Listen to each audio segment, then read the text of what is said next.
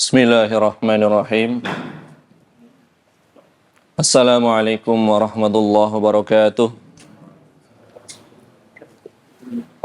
Alhamdulillahi rabbil alamin. Wa asyhadu an la ilaha illallah wahdahu la syarika lah. Wa asyhadu anna Muhammadan abduhu wa rasuluh.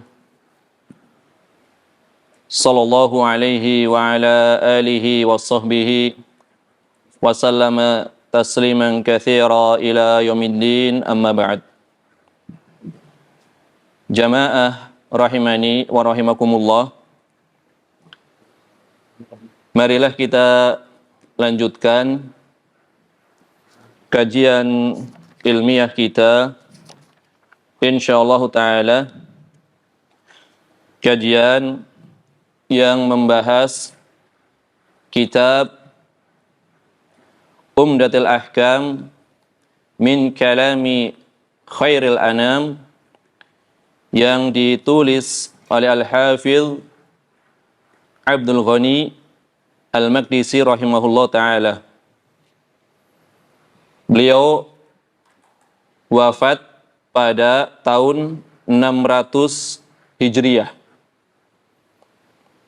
Berarti kitab ini telah ditulis selama ratusan tahun. 600 Hijriah, sekarang 1400-an lebih. Ya. Hampir 1000 tahun. Ini adalah kitab yang berkah, sehingga para ulama sangat perhatian terhadap kitab ini. Pada pertemuan yang lalu telah kita bacakan awal muqaddimah atau pendahuluan dari penulis. Tetapi sebagaimana yang telah kita terangkan pada pertemuan yang pertama dulu, bahwasanya kitab ini sampai kepada kita ada kalanya secara lisan, dibacakan di majelis-majelis. Kemudian setelah itu disalin atau ditulis ulang. Tentu karena yang menyalin itu banyak, maka di dalamnya terkadang ada perbedaan dari masing-masing naskah. Secara umum tentang riwayatnya itu sangat sedikit, ya, perbedaan di dalamnya, di dalam salinannya.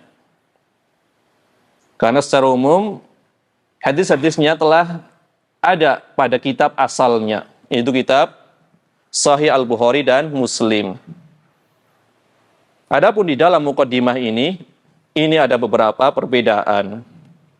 Muqaddimah yang kita bawakan kemarin dengan sedikit penjelasan, ini adalah naskah yang banyak dipilih oleh ulama mutaqaddimin. Di antaranya oleh Al-Hafidh Sirajuddin Ibnul Mulakkin, syekh atau guru dari Al-Hafidh Ibnu Hajar Al-Asqalani. Ketika beliau mensyarah kitab ini di dalam kitab yang beliau beri judul atau nama Al-I'lam bi Fawaidi Umdatil Ahkam, disyarah dengan jumlah jilid, yaitu 11 jilid, kurang lebih 11 jilid. Hadisnya 400-an lebih. Kemudian naskah ini adalah naskah yang dipilih oleh Syekh Abdul Muhsin Al-Qasim, Imam Masjid Nabawi, dan dijadikan sebagai naskah yang digunakan untuk setoran hafalan.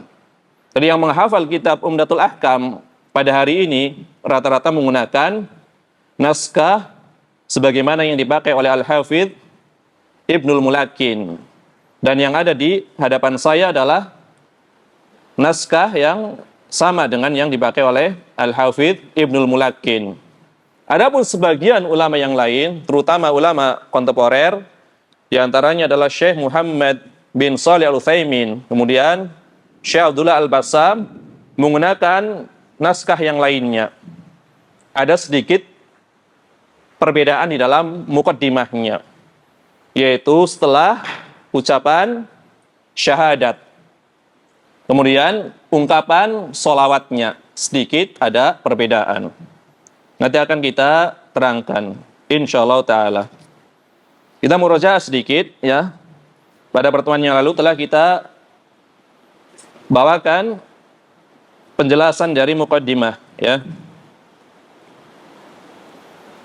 Qala al-musannifu rahimahullah ta'ala, penulis Al-Hafidh Al-Maqdisi rahimahullah ta'ala mengatakan, alhamdulillah, segala puji bagi Allah. Alif lam di dalam kata alhamdu, itu kata para ulama maknanya adalah lil istighraq, penuntasan, yang mengandung makna seluruh atau segala puji. Lillahi, lam di sini kata para ulama adalah maknanya pertama al-ikhtisas, yang menunjukkan penghususan. Yang kedua maknanya adalah al-istihqaq, yang menunjukkan keberhakan. Berarti maknanya segala puji hanyalah berhak disandarkan, yang berhak mendapatkan segala puji, yang khusus mendapatkan segala puji adalah Allah. Berarti ada kalanya seorang makhluk dia terpuji, tapi dari sisi lain tidak terpuji. Karena pujian mutlak hanyalah disandarkan, yang berhak, yang khusus mendapatkan pujian mutlak hanya Allah tabaraka wa ta'ala. Sehingga dalam keadaan apapun Allah terpuji. Berbeda dengan makhluknya. Dalam satu kondisi dia terpuji, dalam kondisi lain dia tidak terpuji. Oleh karenanya ketika seseorang mendapatkan nikmat, sesuatu yang membahagiakan, sesuatu yang menggembirakan, kita memuji Allah dengan pujian alhamdulillah alladzi bi ni'matihi tatimmus shalihat.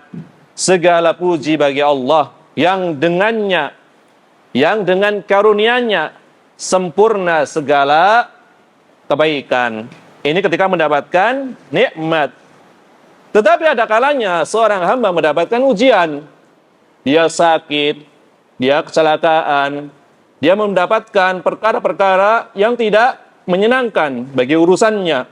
Maka tetap dianjurkan untuk memuji Allah dengan ucapan alhamdulillah ala kulli hal. Segala puji bagi Allah dalam setiap keadaan. Jadi pujian mutlak hanyalah diberikan kepada Allah tabaraka wa ta'ala. Alhamdu, yang maknanya wasful mahmud bil kamal ma'a at-ta'zim wal mahabbah. Yang dimaksud alhamdu, pujian adalah mensifati zat yang dipuji dengan sifat kesempurnaan. Tidak cukup sampai sini. Ma'al mahabbah wa ta'zim, disertai kecintaan dan pengagungan. Jadi kalau seseorang dipuji atau memuji orang lain, terkadang bukan karena kecintaan, terkadang bukan karena pengagungan. Ini bukan alhamdu, ini namanya al-madahu. Seorang penyair memuji orang kaya atau penguasa, bukan karena cinta, bukan karena mengagungkan, tetapi ingin mendapatkan bagian harta. Ini bukan alhamdu, ini adalah al-madahu. Tidak ada kecintaan, tidak ada pengagungan. Adapun pujian kepada Allah, maka disertai dengan kecintaan dan pengagungan. Kemudian Al-Hafidh melanjutkan, Al-Malikil Jabbar, Raja yang maha perkasa. Telah kita terangkan ya, maknanya secara ringkas. Al-Wahidil Qahhar, yang maha esa, yang maha mengalahkan. Al-Qahhar, yang memiliki pemaksaan, berhak mengatur hambanya. Ini diharamkan, ini menghalalkan. Al-Qahhar, zat yang mengalahkan, zat yang berhak memaksa dengan aturan-aturannya. Kemudian Al-Hafidz melanjutkan, wa asyhadu an la ilaha illallah, dan aku bersaksi bahwasannya tidak ada ilah, tidak ada sesembahan yang hak, yang benar kecuali Allah. Wahdahu la syarikalah, dialah satu-satunya, tidak ada sekutu baginya. Asyhadu, aku bersaksi.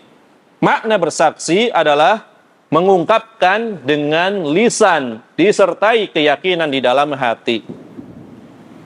Itu adalah makna bersaksi. Sehingga seorang disebut muslim, seseorang disebut beriman apabila dia telah mengucapkannya, kemudian meyakini di dalam hati. Adapun kalau dia mengucapkan tetapi hatinya tidak meyakini, maka ini adalah orang-orang munafik. Ya, apa yang diucapkan berbeda dengan yang di hati. Walaupun kalau misalkan ada seorang yang telah mengucapkan 2 kalimat syahadat secara lisannya, kita menghukumi secara zahir lahiriahnya dia muslim, lahiriahnya karena dia telah bersyahadat. Adapun urusan hatinya serahkan kepada Allah. Kemudian yang ketiga, sebaliknya, dia meyakini dengan hatinya kebenaran Islam. Dia meyakini satu-satunya pencipta alam adalah Allah. Tetapi dia tidak bersaksi, tidak mengucapkan dengan lisannya, maka dia tidak dimasukkan ke dalam golongan orang-orang yang muslim ataupun beriman, meskipun dia meyakini. Contohnya sangat banyak. Jadi antaranya adalah paman beliau sallallahu alaihi wasallam, yaitu Abu Thalib, meyakini dengan hatinya tetapi tidak mengucapkan. Maka tetap sampai pada akhirnya dia berada di atas agamanya Abdul Muttalib, yang dia kekal di dalam neraka. Hanya saja diringankan siksanya karena mendapatkan syafaat dari Nabi sallallahu alaihi wasallam khusus ya untuk meringankan siksanya. Rabbus samawati wal ardi wa ma bainahuma al-azizul ghaffar. Rabb langit dan bumi. Rabb yang memiliki langit dan bumi. Rabb yang mengatur langit dan bumi. Dan Rabb yang memiliki apa yang ada di antara keduanya. Ini adalah persaksian tentang rububiyah Allah dan uluhiyah Allah. Rububiyah yang berkaitan dengan perbuatan Allah. Uluhiyah yang berkaitan dengan siapa yang berhak untuk diibadahi. Karena Allah adalah Rabbul Alamin, pencipta langit dan bumi, pencipta yang ada di antara keduanya, maka dia lazimnya secara otomatis maka berhak untuk diibadahi. Maka terkandung di dalam rububiyahnya, uluhiyahnya, ya, yang berhak untuk diibadahi. Adapun langit, ya di dalam bahasa Arab adalah setiap yang tinggi, itu disebutnya sebagai as-sama, ya. As-sama'u itu adalah setiap yang tinggi dan terangkat. Itu disebutnya sebagai langit. Bagian yang ada di atas kita disebutnya sebagai langit. Dan ini dipakai pula di dalam bahasa Indonesia. Langit-langit rumah berada di atas kita. Ya. Adapun yang dimaksud dengan langit di sini, jamaknya adalah as-samawat, dijamakan. Berarti langit itu ada tingkatannya, berlapis, ya, maka jamak. 7 lapis langit. As-samawat. Yang disebutkan di dalam beberapa riwayat, jarak antara satu langit dengan langit berikutnya jaraknya adalah 500 tahun perjalanan. Ini jaraknya. Kemudian ketebalan tiap-tiap langit juga 500 tahun perjalanan. Berarti kalau dikalikan 7, untuk bisa sampai ke langit yang ketujuh, berarti membutuhkan waktu 7.000 tahun perjalanan.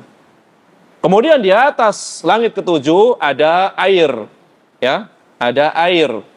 Kemudian di atas air ada arsy, makhluk Allah yang paling besar, arsy. Ini adalah di antara makhluk-makhluk Allah yang paling besar, ya. Makhluk terbesarnya adalah arsy.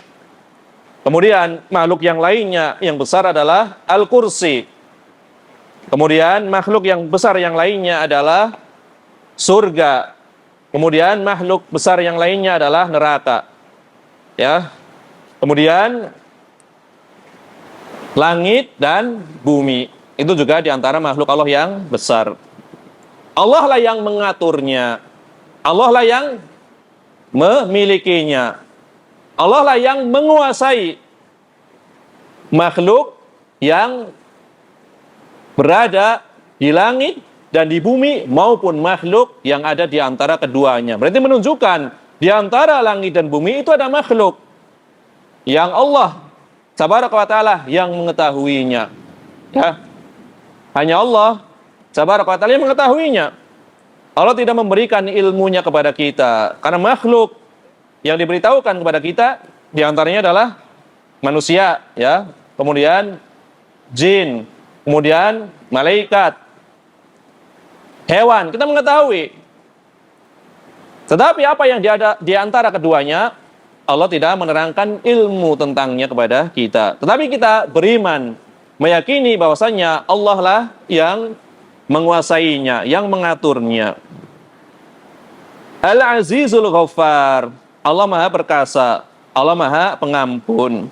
Nah, sampai mukadimah ini rata-rata sama. Tidak ada perbedaan naskah. Sampai yang kita bacakan itu sama rata-rata. Tetapi setelah ini ada perbedaan. Di dalam sebagian naskah, di antaranya naskah yang dijadikan pegangan oleh Syekh Muhammad bin Shalih Al-Utsaimin, ada tambahan. Kalau tadi adalah persaksian tentang tauhid, tentang keesaan Allah.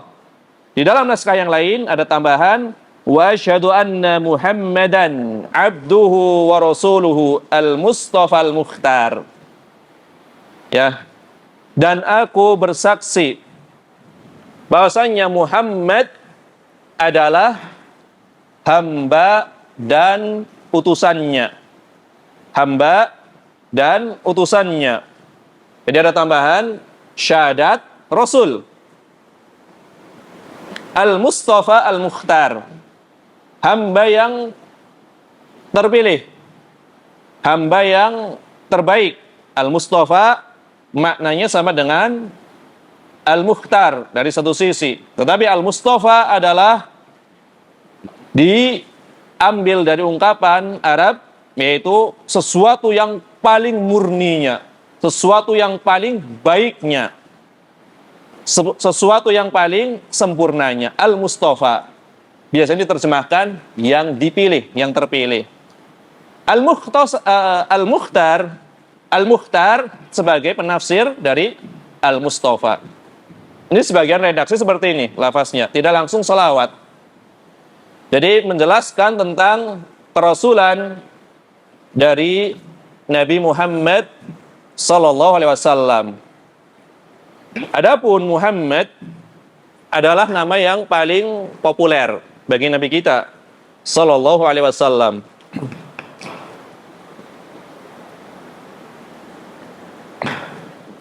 Nama yang paling terkenal dari Nabi kita sallallahu alaihi wasallam, Muhammad, disebut 4 kali di dalam Al-Quran. Adapun di dalam sebuah riwayat, Nabi SAW mengatakan, aku memiliki 5 nama. Aku memiliki 5 nama. Ana Muhammad. Aku adalah Muhammad. Muhammad adalah, maknanya adalah yang terpuji. Yang sifat-sifat, segala sifat-sifat terpuji ada pada diri beliau. Dan ini luar biasa. Dari pemilihan nama Muhammad, orang yang sangat terpuji. Sehingga tidak ada celah bagi orang-orang musyrik untuk mengolok-olok namanya. Semarah apapun orang-orang musyrik pasti memanggilnya, ya Muhammad, wahai orang yang terpuji. Ini luar biasa pemilihan nama dari beliau sallallahu alaihi wasallam. Wahai orang yang terpuji. Walaupun marah tetap dipanggilnya wahai orang yang terpuji. Aku adalah Muhammad, kata Nabi sallallahu alaihi wasallam. Kemudian aku adalah Ahmad. Aku adalah Ahmad. Ini disebutkan di dalam kitab-kitab orang-orang Nasrani, ya, sebagaimana yang diterangkan oleh Nabi Isa alaihissalam kepada para pengikutnya tentang kabar seorang nabi setelah beliau yang bernama Ahmad, ya, yang bernama Ahmad, ya, disebutkan di dalam surat As-Saff. Kemudian aku adalah Al-Mahi, Al-Mahi, yang menghapus. Aku adalah Al-Mahi, yang menghapus. Kenapa? Karena dengan diutusnya aku dihapuskan kekufuran di muka bumi. Dengan diutusnya aku dihapuskan kekufuran di muka bumi ini.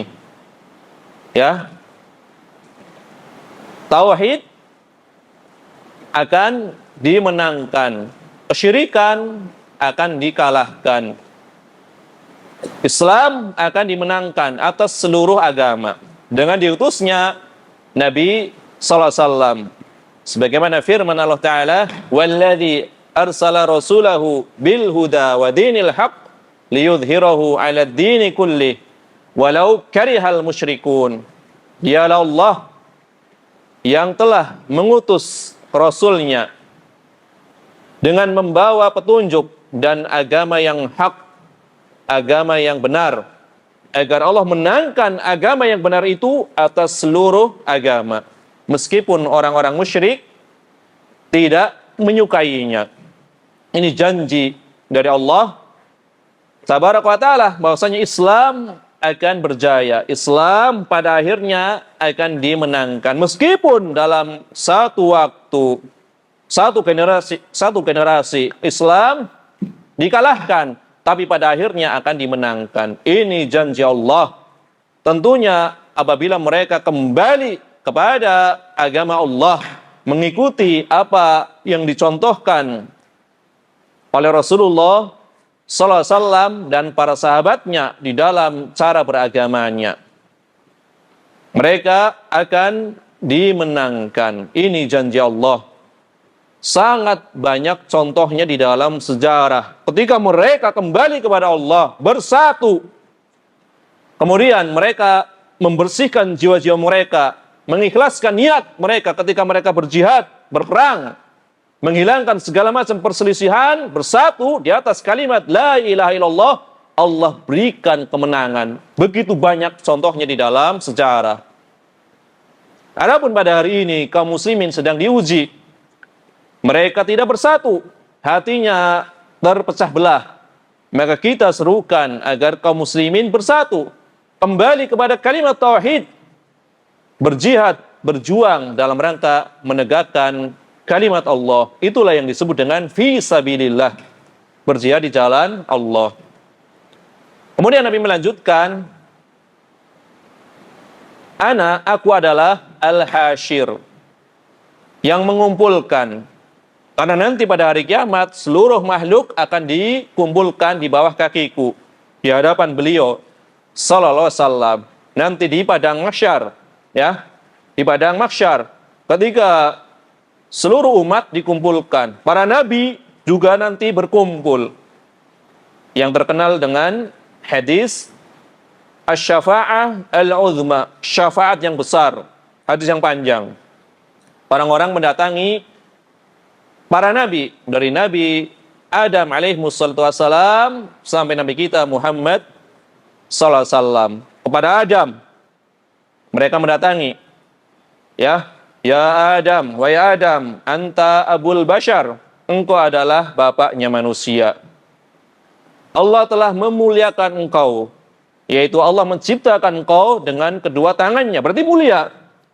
Langsung diciptakan dengan kedua tangan Allah, kata Nabi SAW, berarti mulia. Fisiknya paling sempurna. Sehingga ketika Nabi SAW dalam kisah Isra Mi'raj bertemu dengan Nabi Yusuf alaihissalam, Nabi mengatakan, aku bertemu dengan Yusuf alaihissalam yang wajahnya bersinar seperti rembulan dan dia telah diberikan separuh ketampanan. Maka para ulama berbeda pendapat tentang yang dimaksud separuh ketampanan. Sebagian ulama mengatakan yang dimaksud dengan separuh ketampanan adalah separuh ketampanan dari Nabi Adam alaihissalam. Karena Nabi Adam alaihissalam diciptakan langsung dengan kedua tangan Allah, maka lebih sempurna dari makhluk yang lainnya secara fisiknya. Atau tafsir yang kedua, separuh ketampanan adalah separuh ketampanan yang mewakili seluruh penduduk di dunia. Tapi yang pertama lebih kuat, ya, karena didukung dengan dalil-dalil yang lain. Adam fisiknya paling sempurna. Kemudian orang-orang mengeluh, wahai Adam, tidakkah engkau melihat keadaan kami seperti ini? Tidakkah engkau meminta kepada Allah agar Allah segera memberikan keputusan? Maka Adam mengatakan, sesungguhnya Allah, Rabb kita pada hari ini marah. Belum pernah marah sebagaimana marahnya hari ini. Dan tidak akan marah lagi setelah hari ini. Sesungguhnya aku malu kepada Allah. Aku dahulu dilarang untuk mendekati pohon. Tetapi aku melanggarnya. Nafsi, nafsi, nafsi, nafsi. Diriku, diriku. Maksudnya aku selamat saja itu udah untung. Ya. Kalau aku selamat saja itu sudah untung. Idhabu ila ghairi. Idhabu ila Nuh. Pergilah engkau kepada orang selainku, nabi selainku. Pergilah engkau kepada Nabi Nuh alaihissalam. Terus sampai akhirnya kepada Nabi Muhammad sallallahu alaihi wasallam. Hadis yang panjang, ya. Kalau tidak khawatir ya menghabiskan waktu, akan saya bawakan seluruh riwayatnya secara lengkap. Intinya apa? Seluruh manusia nanti akan dikumpulkan di hadapan beliau sallallahu alaihi wasallam. Aku adalah al-hasyir. Kemudian yang kelima kata Nabi sallallahu alaihi wasallam, aku adalah al-aqib. Al-aqib, penutup. Yang kata Nabi SAW, tidak ada nabi setelahku. Ya, tidak ada nabi setelahku. Aku adalah penutup. Ini adalah diantara 5 nama Nabi SAW. Nanti ada gelar yang lainnya. Nabiyur Rahmah. Nabi yang disifati dengan rahmat, kasih sayang. Nabiyut Taubah. Nabi yang disifati banyak bertaubat dan lain-lain. Tapi 5 nama ini adalah diantara yang disebutkan di dalam satu riwayat. Beliau adalah Muhammad. Berarti nama yang paling terkenalnya. Nasab beliau, itu para ahli sejarah mengatakan ada 3 kategori. Pertama adalah nasab yang disepakati, sampai Adnan. Itu tidak ada perselisihan. Yang kedua adalah nasab yang diperselisihkan, sampai Nabi Ibrahim alaihissalam. Yang ketiga juga diperselisihkan, dari Nabi Ibrahim alaihissalam sampai Nabi Adam alaihissalam. Adapun yang tidak diperselisihkan adalah sampai Adnan. Ini hendaknya ya para penuntut ilmu minimal menghafal ya nasabnya sampai Adnan. Ya, Muhammad ibnu Abdullah ibni Abdul Muttalib ibni Hashim ibni Abdi Manaf Ibni Qusay, Ibni Kilab, Ibni Murrah, Ibni Ka'ab, Ibni Lu'ay, Ibni Ghalib, Ibni Fihr, Ibni Malik, Ibni An-Nadar, Ibni Kinanah, Ibni Khuzaimah, Ibni Mudrikah, Ibni Ilyas. Lias, sebagai mengatakan Ilyas. Tapi ahli tahqiq mengatakan Lias. Karena bukan kebiasaan orang Arab ketika itu menamai nama mereka dengan nama Nabi. Ibni Ilyas atau Ilyas, ya. Dua pendapat. Ibni Mudhar, ya. Ibni Nizar, Ibni Ma'ad, Ibni Adnan, ya. Ibni Adnan. Dari sini para ahli sejarah sepakat tentang nasab beliau. Maka hendaknya kita menghafalnya, menghafal nasab orang yang paling mulia. Kita sering mengatakan kita cinta Rasul, kita yang mengikuti sunnah Rasul, tetapi kurang perhatian terhadap sirah beliau. Ketika ditanya ada berapa anak Rasulullah SAW, banyak yang tidak tahu. Ada berapa istri Nabi SAW? Secara urut banyak yang tidak tahu. Ya, sirah secara ringkasnya, sehingga pernyataan kami cinta Rasul, kami cinta sunnah Rasul itu dibuktikan dengan wujud nyata. Yaitu dengan pertama adalah mempelajari sirah beliau. Kemudian yang kedua adalah mengikuti sunnah Nabi SAW. Dari riwayat-riwayat berupa hadis-hadis yang sahih terutama. Yang menjelaskan tentang cara beragama, kemudian amal-amal, kemudian adab-adab yang dicontohkan oleh Rasulullah SAW. Kalau sekedar memuji, semua orang bisa memuji, bersolawat. Ya, memang itu adalah perkara yang sangat ditekankan, bersolawat kepada Nabi SAW. Tapi lebih dari itu, mengamalkan sunnahnya dalam wujud yang nyata, ya, bukan hanya pengakuan, bukan hanya pengakuan. Ini adalah, ya, berkaitan dengan nasab makhluk yang paling mulia, Nabi Muhammad SAW, makhluk yang paling mulia secara mutlak. Lebih mulia dari para malaikat. Padahal malaikat tidak pernah berbuat maksiat. Tetapi dari asalnya malaikat memang sudah mulia. Tetapi manusia adalah paling mulia pada akhirnya. Karena diberikan ujian berupa hawa nafsu dan lain-lain. Ya, sehingga pada akhirnya kedudukan manusia yang masuk surga lebih mulia daripada para malaikat. Kalau malaikat dari awalnya memang sudah taat. Dari awalnya sudah mulia. Maka tadi, ya, dikatakan Al-Mustafa yang terpilih karena memang beliau adalah makhluk yang paling utama, ya, sebagaimana sebuah athar dari sahabat yang mulia Abdullah bin Mas'ud radhiyallahu anhu. Beliau mengatakan, "Innallaha yanzuru fi qulubil ibad." Sesungguhnya Allah melihat kepada hati-hati para hamba. Kemudian setelah itu didapati bahwasannya hati-hati terbaik dari para hamba adalah hatinya para nabi dan rasul alaihi wassalatu wassalam. Maka dari seluruh hati para nabi, maka didapati hati yang terbaik adalah hati Nabi Muhammad sallallahu alaihi wasallam. Kemudian Allah melihat kepada hati para hamba selain para nabi dan rasul alaihi wassalatu wassalam. Maka didapati hati yang terbaik adalah hati para sahabatnya Nabi Muhammad sallallahu alaihi wasallam, sehingga Allah memilih para sahabat untuk menemani nabinya sallallahu alaihi wasallam di dalam menegakkan agama Islam. Ini keutamaan para sahabat radhiyallahu anhum. Ya. Dikatakan wa asyhadu anna Muhammadan abduhu wa rasuluh. Nabi disifati sebagai hamba, abduhu, hambanya. Kemudian wa rasuluhu, dan rasulnya. Hamba dan rasulnya.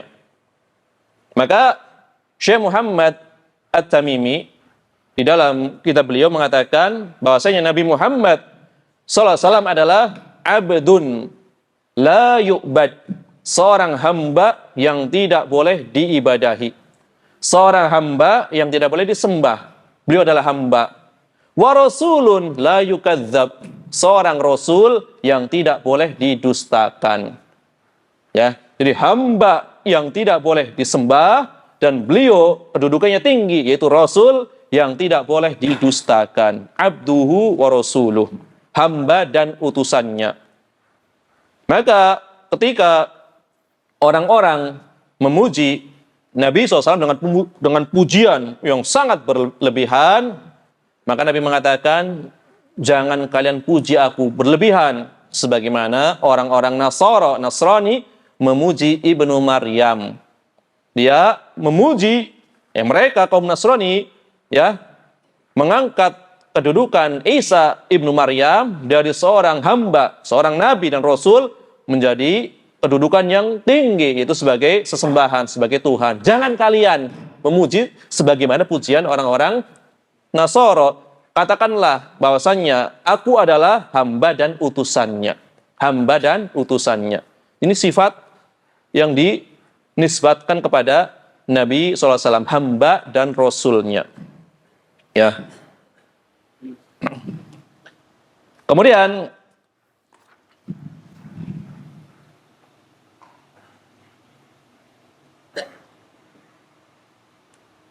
di naskah yang lain, kalau tadi adalah perbedaannya, ada tambahan syahadat Rasul, kemudian Al-Mustafa, Al-Mukhtar. Kita kembali ke kitab yang awal, ya, saling menyempurnakan. Naskah berikutnya disebutkan solawat. Tadi syahadat, selesai berkaitan dengan syahadat, maka masuk ke solawat. Sebelum membahas tentang solawat, sedikit berkaitan dengan adab di dalam muqaddimah pembukaan, baik pembukaan secara lisan maupun secara tulisan. Ada perkara yang hendaknya jangan dilewatkan. Yang pertama adalah membuka ucapan atau tulisan dengan al-basmalah. Telah berlalu penjelasannya.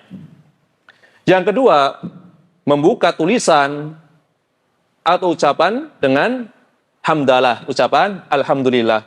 Ini telah dilakukan oleh penulis. Adapun berkaitan dengan basmalah telah diterangkan. Adapun berkaitan dengan hamdalah, karena Nabi SAW ketika berkhutbah, beliau senantiasa memulainya dengan ucapan alhamdulillah atau innal hamdalillah, khutbatul hajah.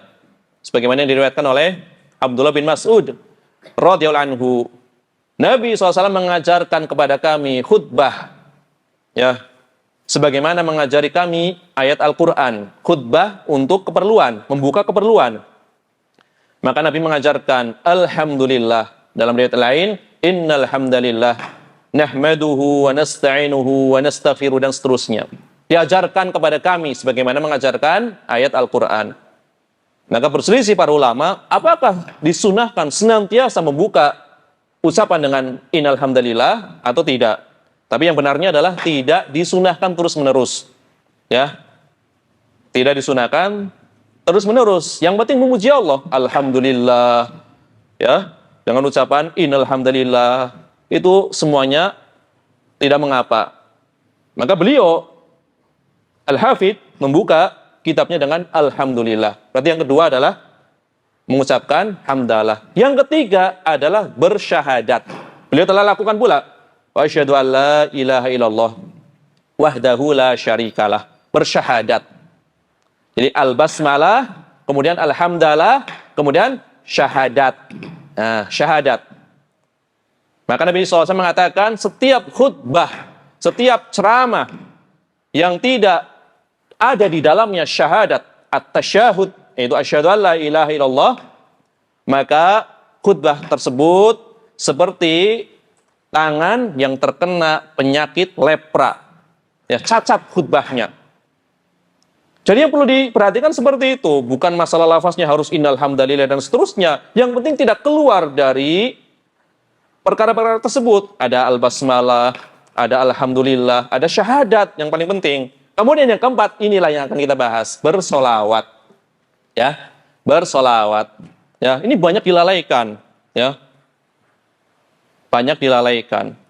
Bahkan di dalam khutbah Jumat, ini merupakan, kecuali basmalah ya, ini merupakan rukun yang harus dipenuhi. Harus ada harus ada hamdalahnya, kemudian harus ada solawatnya dan seterusnya.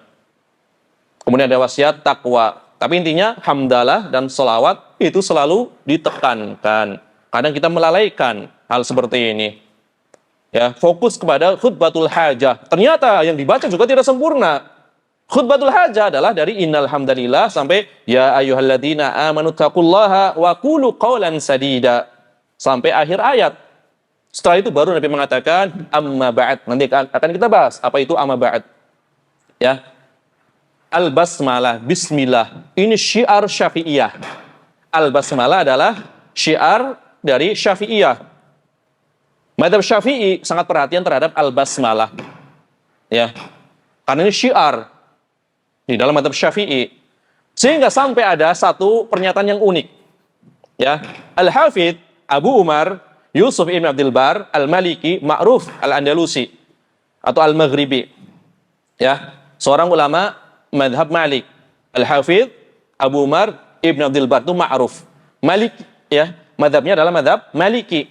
Mensyarah kitab Al-Muwatta dengan dua kitab yang besar. At-Tamhid lima fil Muwatta minal ma'ani wal asanid dengan kitab Al-Istidhkar. Ma'ruf ini, Malikiyah. Tetapi pada satu perkara, pembahasan tentang Al-Basmalah, kalau Malikiyah, Al-Basmalah adalah bukan bagian dari surat Al-Fatihah. Tetapi Syafi'iyah adalah bagian dari surat Al-Fatihah.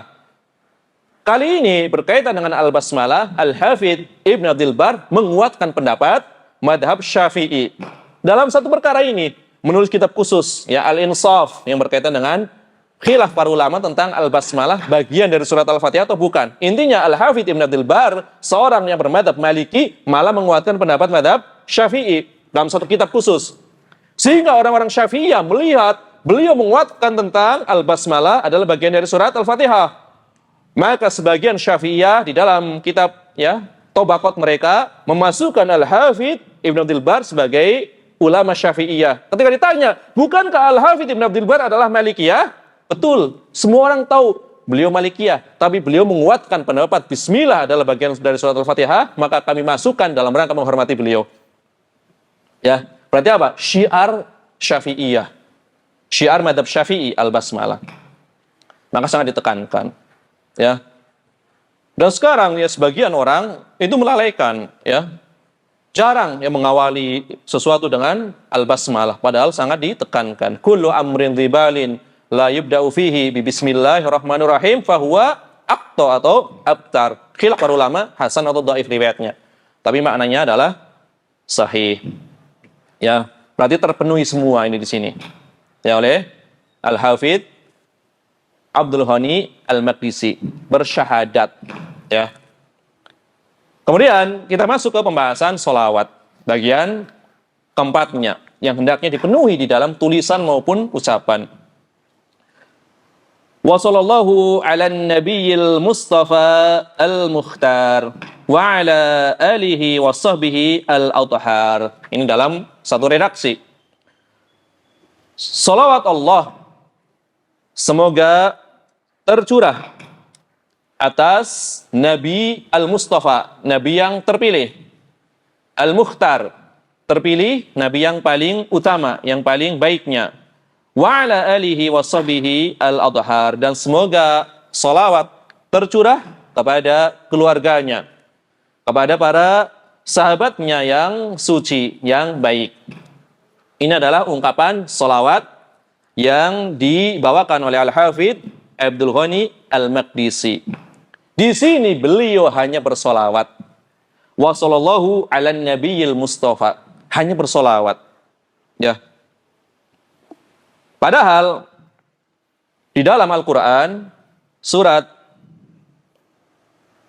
Al-Ahzab ayat ke-56 Allah berfirman berkaitan dengan solawat. Innallaha wa malaikatahu yusalluna 'alan nabi. Ya ayyuhalladzina amanu sallu 'alaihi wa sallimu taslima. Sesungguhnya Allah dan malaikatnya bersolawat kepada Nabi. Wahai orang-orang yang beriman, ucapkanlah solawat dan salam penghormatan kepadanya. Berarti ada berapa perintah nih dalam ayat ini? Ada dua perintah.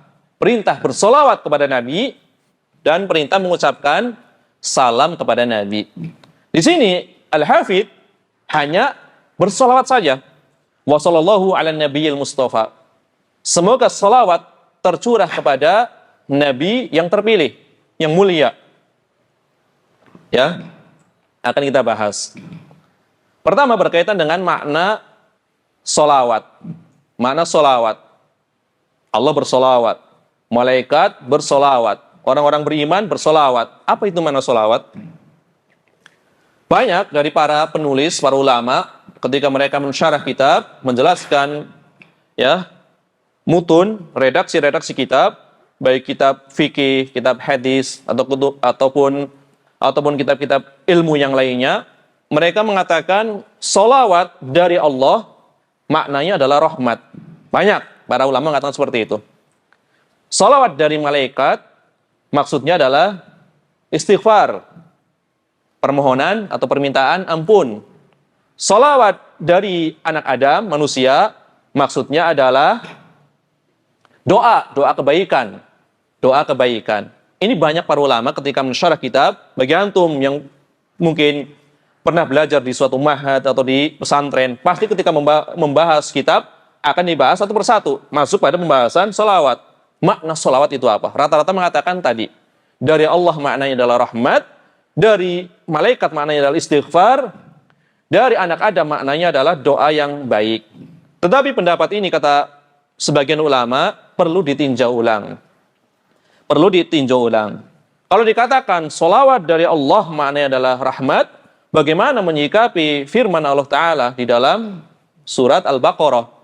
Ya, ketika menjelaskan keutamaan orang-orang yang bersabar, ya, di situ diungkapkan, ya, ketika Allah menjelaskan keutamaan orang-orang yang bersabar, ya ayyuhalladzina amanu ista'inu bis-sabri was-salah, innallaha ma'as sabirin. Kemudian wala taqulu liman yuqtalu fi sabilillahi amwat bal ahyaun, ya, bahkan mereka adalah hidup, walakin la tash'urun. Kemudian wala nabluwannakum bisyai'in minal khaufi wal ju'i wa naqsi minal amwali wal anfusi wath thamarat wa basyiris sabirin alladzina idza asabatuhum musibah qalu inna lillahi wa inna ilaihi raji'un. Ini kan orang-orang yang sabar, ya, diberikan kabar gembira. Ulaika alaihim salawatum mir rabbihim wa rahmah wa ulaika humul muhtadun. Ulaika alaihim. Nih, syahidnya adalah di firman Allah Ta'ala. Ulaika alaihim.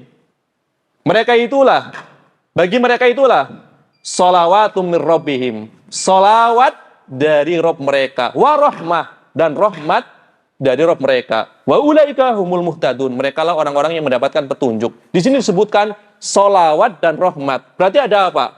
Ada waw atau penggandengan. Kaidah apabila sesuatu digandengkan, maka dua perkara itu pasti berbeda maknanya. Kalau dikatakan solawat dan maknanya adalah rahmat, bagaimana menyikapi ayat ini? Wa sallallahu wasallam ala nabiyina Muhammad wa ala alihi wa sahbihi ajma'in. Bismillahirrahmanirrahim. Alhamdulillahirabbil alamin. Wassalatu wassalamu ala asyrafil anbiya'i wal mursalin nabiyina Muhammadin wa ala alihi wa sahbihi ajma'in. Amma ba'd. Kita lanjutkan, ya, masih berkaitan dengan sholawat, ya, di antara adab di dalam tulisan maupun pembicaraan. Tadi kita bawakan, ya, pendapat dari sebagian ulama yang menyatakan sholawat dari Allah kepada nabinya maksudnya adalah Allah memberikan rahmatnya. Kalau sholawat dari malaikat, maknanya malaikat memohonkan ampun untuk orang yang diberikan sholawat. Kemudian sholawat dari anak Adam, maka maknanya mereka mendoakan kebaikan orang yang ditujukan padanya sholawat. Ini adalah pendapat yang masyhur dari banyak para ulama. Tetapi sebagian ulama mengkritik pendapat ini. Ini kritik secara ilmiah, hal yang biasa. Yang dilarang adalah merendahkan pendapat, ya, tanpa hak. Kalau mengkritik secara ilmiah itu dibolehkan. Tentu haknya para ahli ilmu. Sebagian ulama, ya, baik kalangan mutaqaddimin maupun mutakhirin mengatakan di dalam pendapat ini, yaitu sholawat dari Allah maknanya rahmat, ini perlu ditinjau ulang. Karena nanti di dalam surat Al-Baqarah tadi berkaitan dengan orang-orang yang sabar, mereka mendapatkan sholawat dan rahmat dari Rabb mereka. Digandengkan antara sholawat dan rahmat. Mereka itulah orang-orang yang mendapatkan sholawat dan rahmat. Sholawat dan rahmat. Di sini ada huruf waw dan untuk menggandengkan dua perkara. Maka kaidah secara umum mengatakan apabila ada dua perkara digandengkan, maka kedua perkara ini pasti memiliki makna yang berbeda. Disebutkan sholawat dan rahmat. Berarti kalau dikatakan sholawat dari Allah maknanya rahmat, secara zahirnya bertentangan dengan ayat tersebut. Ini adalah diantara bantahan sebagian ulama. Kemudian para ulama yang menyatakan maksud sholawat di sini dari Allah adalah rahmat, maksudnya adalah rahmat itu bertingkat-tingkat. Jadi rahmat dari Allah kepada nabinya adalah rahmat khusus, bukan rahmat yang sifatnya umum, yang berlaku kepada para makhluknya yang lain. Khusus kepada nabinya, makna sholawat di sini adalah rahmat yang khusus, lebih sekedar dari rahmat yang umum. Berarti rahmatnya adalah rahmat khusus. Tetapi dibantah lagi oleh para ulama yang menyatakan rahmat dan sholawat itu berbeda karena ada nukilan dari sebagian salaf yang menjelaskan apa itu makna sholawat. Di antaranya adalah yang dinukil dari salah seorang tabi'in. Ini generasi tabi'in, ya, bukan generasi sahabat. Seorang tabi'in yang bernama, ya, Abul Aliyah. Abul Aliyah. Seorang tabi'in yang bernama Abul Aliyah. Perkataan beliau dibawakan oleh Al-Imam Al-Bukhari. Di dalam kitab Sahih beliau, tetapi secara mu'allaq. Karena riwayat di dalam Sahih Al-Bukhari itu ada dua jenis. Pertama, musnad, bersanad. Inilah yang dimaksud dengan Sahih Al-Bukhari. Yang kedua, riwayat-riwayat yang ada keterputusan sanad, mu'allaq. Itu juga banyak di dalam Sahih Al-Bukhari. Dibawakan dalam rangka sebagai syawahid, penguat, bukan sebagai riwayat yang utama. Banyak sekali. Kadang Imam Al-Bukhari hanya membawakan di dalam babnya. Babnya dengan riwayat yang tidak sesuai dengan syarat Imam Al-Bukhari, maka dijadikan sebagai judul bab. Demikian pula ucapan Abul Aliyah ini. Kata Abul Aliyah, yang dimaksud, ya, dengan sholawat Allah kepada nabinya sallallahu alaihi wasallam adalah sana'uhu ala abdihi indal malaikah. Ini maknanya, ya. Allah memuji nabinya dengan sifat-sifat yang utama di hadapan para makhluknya yang mulia, yaitu para malaikat, ya. Jadi pujian Allah kepada hambanya di hadapan makhluknya yang mulia, yang tidak pernah bermaksiat, yaitu para malaikat. Ya. Ini adalah nukilan dari Imam Abul Aliyah. Tetapi Imam Abul Aliyah sekali lagi dikatakan adalah seorang tabi'in. Ya. Seorang tabi'in. Makanya di dalam kitab Fathu Dzil Jalali wal Ikram, kitab Fathu Dzil Jalali wal Ikram bisyarhi Bulughil Maram, ketika Syekh Muhammad bin Shalih Al-Utsaimin membawakan nukilan dari Abul Aliyah, beliau mengatakan, tetapi berkaitan dengan nukilan dari Imam Abul Aliyah, ada sesuatu di hati saya kurang tenang dengan beliau, karena beliau adalah tabi'in, bukan sahabat. Kalau sahabat berkata tentang sesuatu, ya, yang dikaitkan dengan sesuatu yang ghaib, tidak mungkin ada ruang ijtihad, pasti ada asal usulnya dari Nabi sallallahu alaihi wasallam. Ketika misalkan Abdullah bin Abbas radhiyallahu anhuma ketika menafsirkan firman Allah Ta'ala, wasi'a kursiyyuhus samawati wal ard wa la ya'udu hifdhuhuma wa huwal aliyyul azim, tentang al-kursi. Maka Ibnu Abbas mengatakan al-kursiyyu mawdi'u qadamai rahman. Kursi adalah tempat meletakkan kedua kaki ar-Rahman. Ini pernyataan Ibnu Abbas. Ini perkara gaib, nggak mungkin didasarkan dari ijtihad.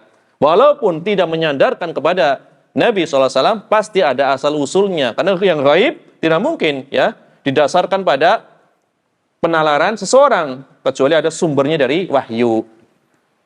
Ya, kata Syekh Utsaimin, beliau mengatakan dalam beberapa kitabnya, beliau terkadang mengatakan sekuat-kuat pendapat adalah pendapatnya Imam Abul Aliyah.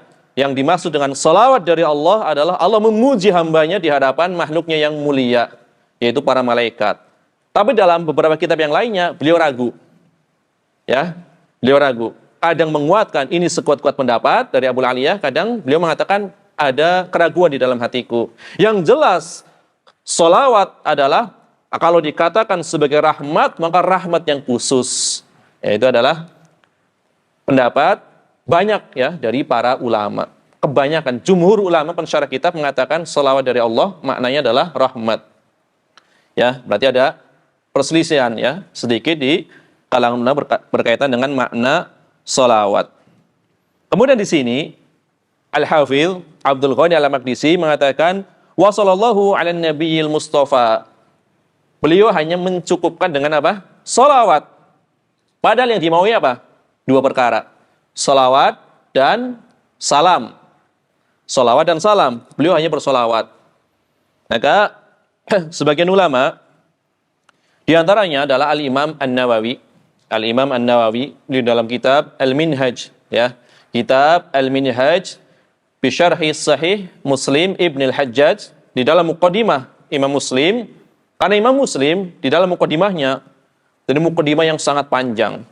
Dari 6 kitab hadis, Bukhari, Muslim, kemudian Abu Dawud, Tirmidzi, Nasai, Ibnu Majah, rata-rata muqaddimahnya hanya Bismillahirrahmanirrahim. Kecuali Imam Muslim, panjang sekali muqaddimahnya. Ya, sebagian ulama mensyarah. Di antaranya adalah Muhammad Ali Adam Al-Itsubi mensyarah muqaddimah Sahih Muslim dalam 2 jilid. Syarah muqaddimahnya karena penuh dengan ilmu mustalah.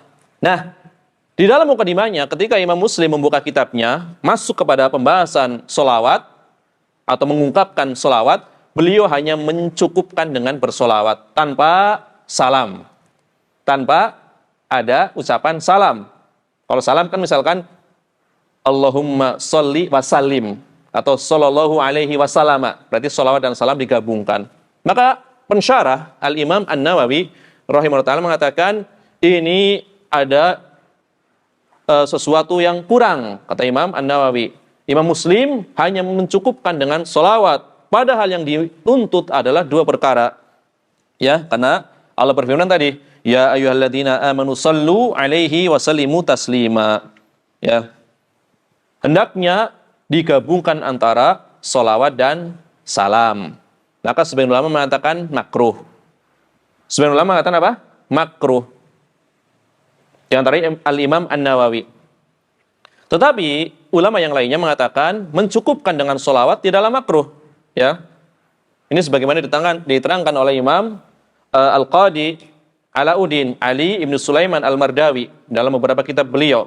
Yang salah seorang ya muharrir, peneliti mazhab Hambali, beliau membela pendapat Imam Muslim tidak makruh mencukupkan dengan sholawat. Ya. Kenapa? Karena di dalam sebuah riwayat bahwasanya Nabi SAW mengatakan man shalla alayya salatan wahidah. Barang siapa yang bersolawat kepadaku, ya 1 kali solawat, sallallahu alaihi ashron, maka Allah akan bersolawat padanya 10 kali. Ini tidak disebutkan barang siapa bersolawat dan salam kepadaku. Ya. Berarti berdasarkan riwayat ini tidak makruh, ya, tidak makruh mencukupkan dengan solawat saja. Ini diterangkan oleh Al-Imam Al-Mardawi, Al-Mardawi Al-Hambali. Kalau Syafi'i Al-Mawardi, ulama besar dua-duanya. Ya, berarti dohirnya apa? Di dalam riwayat ini, barang siapa bersolawat kepadaku 1 kali, Allah akan bersolawat kepadanya 10 kali. Tidak diterangkan salam, berarti nggak makruh. Ya. Tapi bagi ulama yang mengatakan tetap makruh, maksud riwayat ini bukan menunjukkan bolehnya mencukupkan dengan solawat. Tetapi maksud riwayat ini adalah menunjukkan keutamaan solawat. Ya. Hanya menerangkan keutamaan bersolawat. Tidak meniadakan keharusan mengucapkan salam yang disertai dengan solawat. Ya. Jadi tidak menunjukkan peniadaan salam, hanya menunjukkan apa? Di dalam solawat ada keutamaan. Ya. Maka yang sempurna tidak diragukan lagi adalah tidak ada perselisihan tentang utamanya adalah menggabungkan antara solawat dan salam. Ini berkaitan dengan solawat, ini luar biasa. Al-Imam Ibnul Qayyim, Imam Ibnu Qayyim Al-Jauziyah, itu menulis satu kitab khusus tebal berkaitan dengan keutamaan bersolawat, masuk di dalamnya salam, yaitu kepada Nabi Sallallahu Alaihi Wasallam. Nama kitabnya adalah Jila'ul Afham. Sebagian mengharokatkan Jala'ul Afham.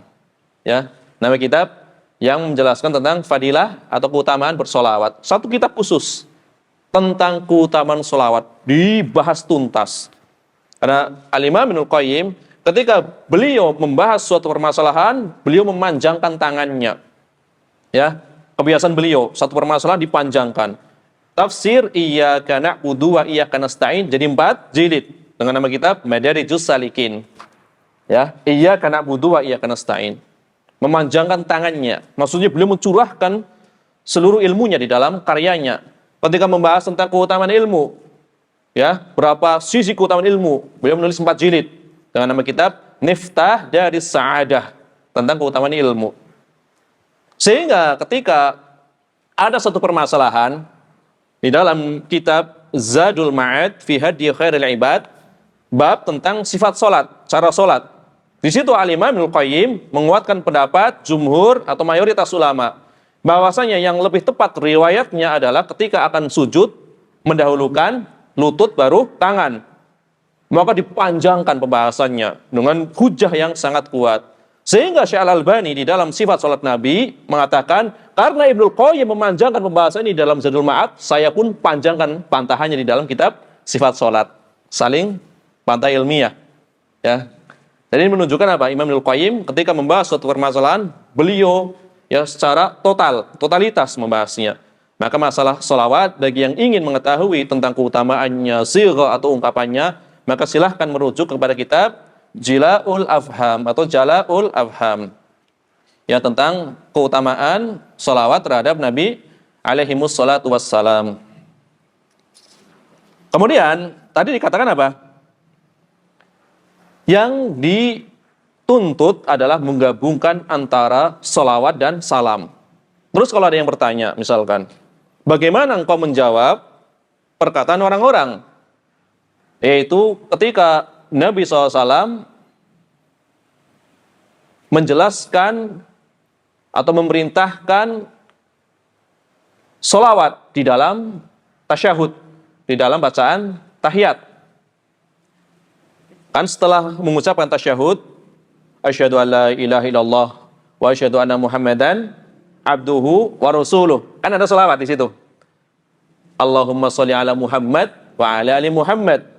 Kama sholaita ala Ibrahim wa ala Ibrahim dan seterusnya. Karena kan para sahabat mengatakan, ya Rasulullah, kami telah diajarkan bagaimana mengucapkan salam kepada engkau. Bagaimana cara bersolawat? Qulu, ucapkanlah tadi. Allahumma sholli ala Muhammad dan seterusnya. Di dalam salawat ini, sampai sebelum doa meminta perlindungan, tidak ada salamnya. Tadi dikatakan katanya makruh. Katanya makruh menyederikan salawat tanpa salam. Tetapi di dalam tasyahud mana salamnya?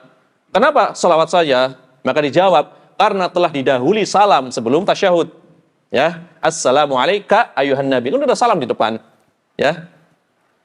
Kan sudah ada salamnya. Assalamu alayka ayuhan nabiyyu warahmatullahi wabarakatuh. Assalamu alayna wa ala ibadillahis sholihin. Asyhadu alla ilaha illallah wa asyhadu anna Muhammadan abduhu wa rasuluh. Baru salawat. Salamnya sudah di depan. Jadi tidak bertentangan. Tidak apa? Tidak bertentangan. Tetap ada salamnya, cuma salamnya didahulukan sebelum salawat. Ya, itu adalah jawabannya seperti itu. Jadi seperti ini munakosyah, ya, berdialog, biar membuka wawasan tanpa perlu merendahkan.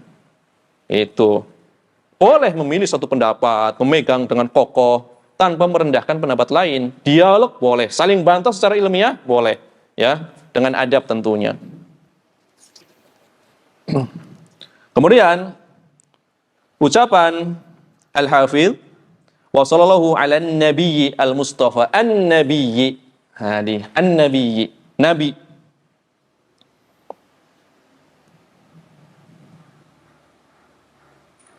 Apa yang dimaksud dengan nabi? Ya. Di sini diringankan an-nabiyyi. Nanti ada bacaan yang lain. An-nabi, an-nabiu. Ini kan an-nabiyyu. Nanti ada bacaan an-nabiu. Keduanya boleh. Nabi sama nabi. Kalau di sini ya an-nabi, ya. Adapun an-nabiu yang ujungnya hamzah ini berasal dari an-naba. An-nabarnya apa? Ya? Khobar, berita. An-naba maknanya adalah khobar atau berita. Tapi maknanya di sini adalah yang mengabarkan. Berarti kalau dikatakan an-nabiu pakai hamzah, berarti nabi adalah orang yang mengabarkan dari Allah. Nabi mendapatkan wahyu dari Allah, maka dikabarkan kepada umatnya. Karena dengan itulah beliau dikatakan sebagai an-nabiu. Ini asal katanya. Kalau di ujungnya adalah dengan hamzah. Atau yang kedua, ya, berasal dari kata nabuah. Berasal dari kata nabuah. Nabuah artinya adalah setiap tanah yang tinggi. Tanah yang tinggi, dataran yang tinggi, itu an-nabuah. Kenapa Nabi dikatakan sebagai Nabi? Karena kedudukannya yang tinggi. Wa rafa'na laka dzikrak, kami sebutkan atau tinggikan sebutanmu. Kami sebutkan kau dengan kedudukan yang tinggi, atau kami tinggikan sebutanmu. Wa rafa'na laka dzikrak. Makanya ketika adzan digabungkan asyhadu alla ilaha illallah. Kemudian yang kedua, asyhadu anna Muhammadar Rasulullah, disebut dengan sebutan yang tinggi, ditinggikan sebutannya. Wa rafa'na laka dzikrak. Berasal dari kata nabuah. Ya. Setiap tanah yang tinggi disebutnya sebagai nabuah. Maka dua asal kata ini mau diambil dari an-naba yang artinya khobar, mau diambil dari nabuah yang artinya tanah yang tinggi, dataran yang tinggi, tidak bertentangan. Karena dua-duanya masuk kepada Nabi SAW. Nabi adalah orang yang mengabarkan dari Allah, mendapatkan wahyu, dikabarkan kepada umatnya. Nabi adalah orang yang ditinggikan kedudukannya. Ya, tinggal bacaannya diringankan atau pada asalnya. Kalau pada asalnya adalah an-nabiu, kalau diringankan an-nabiyu. Dan ini yang banyak dipakai oleh para ulama. Ini asal kata Nabi, ya, mengabarkan, kemudian kedudukannya tinggi. Adapun secara istilah syar'i, maka Nabi adalah seorang yang diutus. Jumhur mengatakan laki-laki yang diutus. Kalau dikatakan jumhur, berarti ada pendapat lain. Berarti ada yang mengatakan setiap yang diutus, mau laki-laki maupun perempuan. Tapi yang lebih tepat adalah pendapat jumhur ulama. Karena sebagian ulama, diantaranya Al-Imam Al-Qurtubi, kemudian Imam Ibnu Hazm mengatakan ada nabi wanita. Ya, ada nabi wanita menurut Imam Al-Qurtubi. Kemudian menurut Imam Ibnu Hazm Al-Zahiri, diantaranya adalah Maryam. Maryam menurut Imam Al-Qurtubi adalah nabi. Maryam menurut Imam Ibnu Hazm adalah nabi, karena mendapatkan wahyu.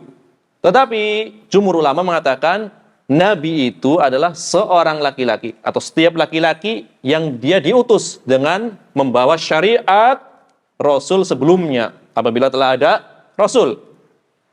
Nabi seorang laki-laki yang diutus dengan membawa syariat sebelumnya. Berarti sebelumnya telah ada Rasul.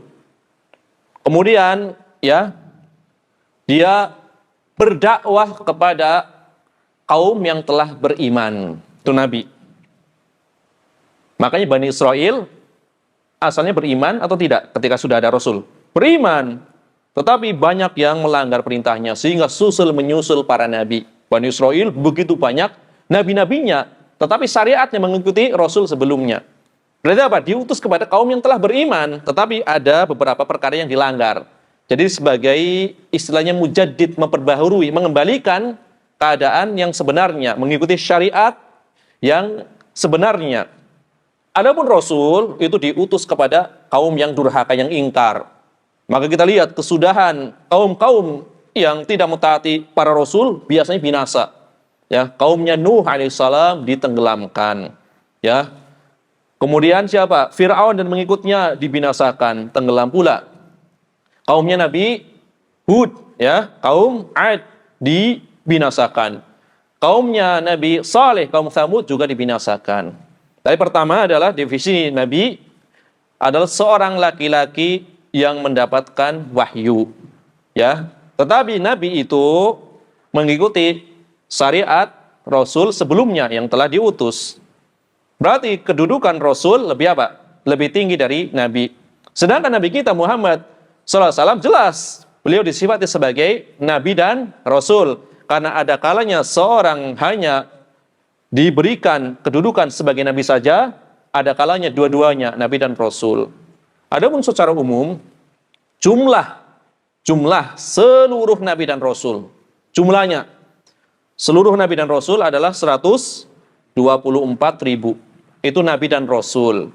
Dari 124.000 Nabi dan Rasul, 315 dalam riwayat yang lain 313 adalah Rasul. Ya, 315 atau riwayat lain 313 adalah Rasul. Dari yang 300-an itu ada 5 Rasul ulul azmi, Rasul yang utama. Muhammad SAW, Ibrahim alaihissalam, kemudian Musa alaihissalam, Isa alaihissalam, Nuh alaihissalam. Ya, jadi kedudukan Rasul lebih tinggi daripada kedudukan Nabi. Inilah akidah Ahlussunnah wal Jamaah. Bukan sebagaimana keyakinan sebagian kaum tasawuf yang ekstrim. Yang ekstrim mengatakan seperti ini. Mereka berdalil dengan kisahnya Nabi Musa alaihissalam bertemu dengan Khidir atau Khidir alaihissalam. Rasul di situ siapa? Rasulnya siapa di situ? Musa alaihissalam, kan Rasul Bani Israel. Khidir di situ menurut orang tasawuf wali saja. Karena khilaf para ulama memang apakah Khidir itu nabi atau wali saja. Ya. Taruhlah misalkan kita mengikuti pendapat orang-orang sebagian ahli tasawuf adalah Khidir hanyalah wali. Ini untuk mencocokkan kisah maksudnya. Kata orang-orang ahli tasawuf, Khidir itu adalah wali. Musa adalah rasul. Musa adalah Rasul. Maka diklasifikasi oleh orang-orang ahli tasawuf yang ekstrim tentunya mengatakan kedudukan Nabi setingkat lebih tinggi dari Rasul, tapi di bawah wali. Dibalik. Urutannya apa berarti? Paling rendah Rasul. Kemudian naik lagi Nabi, naik lagi wali. Padahal yang betulnya apa? Secara umum kaum muslimin, orang yang beriman kan wali secara umum. Secara umum orang yang bertakwa adalah waliullah. Berarti wali dulu, yang paling tinggi berikutnya adalah Nabi, baru Rasul. Kan gitu harusnya. Wali, naik, Nabi, baru Rasul. Kan ini yang benar. Tapi tasawuf dibalik. Rasul paling rendah, naik menjadi Nabi, naik menjadi wali. Ya, dibalik-balik ini cara memahaminya. Ini yang ekstrim ya. Berarti kalau yang ekstrim tentu yang mengikuti pendapat Ahlussunnah wal Jamaah tentunya. Saya lagi ngomong yang ekstrim, yang mereka mengatakan apabila telah mencapai derajat hakikat ataupun ma'rifat tidak terbebani perkara-perkara lahiriah, nggak perlu sholat, nggak perlu melakukan ibadah-ibadah secara lahir, cukup di dalam hati saja. Bahkan ada penyatuan antara dirinya dengan Tuhan. Ini adalah keyakinan yang sangat menyimpang tentunya. Ya. Berarti Nabi SAW disifati sebagai Nabi dan Rasul. Ada Nabi yang disifati sebagai Nabi saja. Ada yang sebagai Raja juga. Ini kedudukannya bertingkat-tingkat. Tapi yang paling tinggi adalah Nabi kita Muhammad Sallallahu Alaihi Wasallam.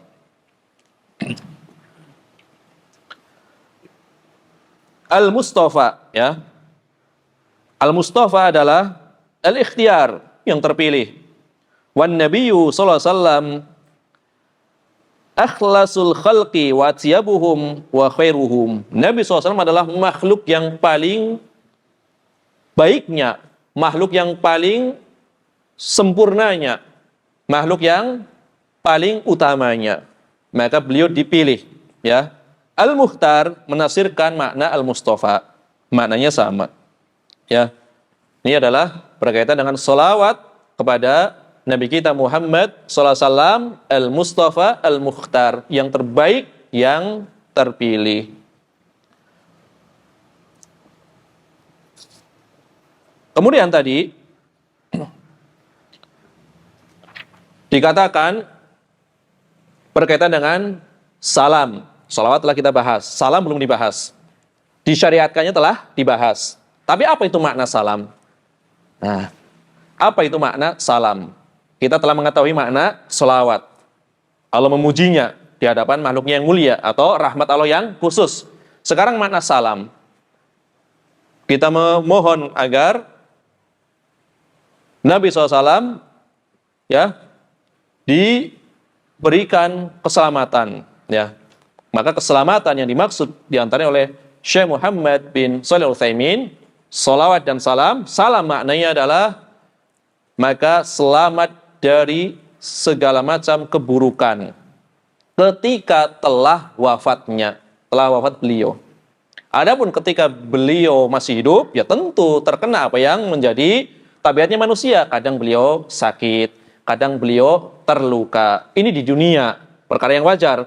Tapi yang dimaksud sholawat dan salam, salam selamat setelah wafatnya beliau. Selamat setelah wafatnya beliau. Berarti apa? Dari sisi jasadnya beliau dilindungi. Pertama, jasadnya utuh.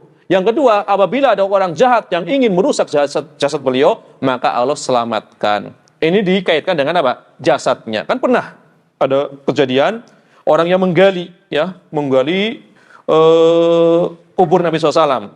Dari rumahnya digali, ya. Akhirnya karena ada seorang pemimpin saleh yang bermimpi, ya, bahwasanya makam Nabi SAW akan dihancurkan, maka mereka pun mengumpulkan orang-orang, ya, di Madinah ketika itu. Akhirnya ketangkap, ya. Nabi seorang raja yang saleh bermimpi bertemu Nabi, makamku akan dihancurkan, ya, oleh orang ini disebutkan, ya, diperlihatkan. Zahirnya, kata Syekh Muhammad bin Shalih Al-Utsaimin, zahirnya diperlihatkan wajahnya. Akhirnya ditembok, ya, bukan langsung makamnya, tapi bagian pinggirnya, ya, dengan beton, ya, dengan besi ataupun apa, sesuatu yang tidak bisa ditembus setelah kejadian itu. Berarti apa? Selamat setelah wafatnya beliau, jasadnya dilindungi, utuh. Karena para nabi memang jasadnya utuh. Allah telah mengharamkan bumi untuk memakan jasad para nabi.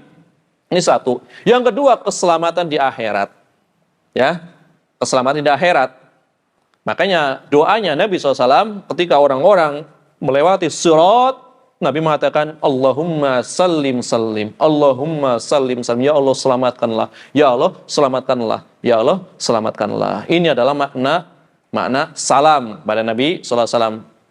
Yaitu beliau selamat dari segala macam keburukan setelah wafatnya beliau, baik jasadnya maupun nanti keselamatan di akhirat. Kemudian wa ala alihi wa sahbihi al-athhar, dan keselamatan kepada keluarganya, sahabatnya yang mulia, insyaallah taala akan kita lanjutkan pada pertemuan yang akan datang. Apa itu yang dimaksud dengan keluarga Nabi? Apa itu yang dimaksud dengan sahabat Nabi?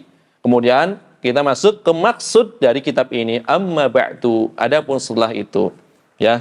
Ya mohon bersabar. Ya karena ya pembahasan muqaddimah kitab para ulama itu jarang dibahas, ya. Jarang dibahas, biasanya langsung ke intinya buru-buru, ya. Padahal di antara adab mempelajari kitab para ulama adalah menjelaskan muqaddimahnya dulu. Karena muqaddimah ditulis itu untuk dipahami. Muqaddimah ditulis untuk dipahami, ya. Jadi sebaiknya jangan dilewatkan. Karena tidak setiap waktu membahas muqaddimah. Setelah selesai udah langsung ke pembahasan, ya, intinya pembahasan dari ahkamnya. Maka bersabar. Inilah menuntut ilmu yang benar seperti itu. Tadarruj, itu bertahap, ya, bersabar, ya. Jangan terburu-buru, ya. Ya kalau mau pembahasan yang terburu-buru ini banyak di YouTube, gitu kan. Syarah Umdatul Ahkam, banyak, tinggal didengarkan, ya. Banyak yang telah diupload, ya. Kalau mau dengarkan silahkan tentunya. Tetapi ya harus ya ada satu kajian khusus yang membahas agak detail sedikit, bukan sangat detail. Ini bukan sangat detail, agak detail sedikit, agak saja ya. Ya, sedang saja, ini sedang saja, bukan kalau detail nggak selesai nih ya. Sholawat satu pertemuan ya, agak detail dikit gitu kan. Biar tahu ternyata selama ini barangkali ada yang nggak tahu kalau ternyata sebagian ulama mengatakan makruh bersolawat saja, bisa saja. Ya, maka kita lihat keterangan para ulama ternyata yang disyariatkan adalah menggabungkan antara sholawat dan salam. Kadang dilalaikan ketika entah khutbah entah apa, lewat saja sholawatnya. Ya, innal hamdalillah langsung tiba-tiba fa inna astaqal hadis kitabullah, lupa sholawat di dalam khutbatul hajah, tidak dibawakan sholawat. Memang betul sholawat di situ secara khususnya memang bukan masuk dalam khutbatul hajah, cuma adab di dalam khutbah itu perlu diperhatikan. Ya, wa sallallahu wasallam ala nabiyyi Muhammad wa ala alihi wa sahbihi ajmain. Wa akhiru da'wana anil hamdulillahi rabbil alamin. Wassalamualaikum warahmatullahi wabarakatuh.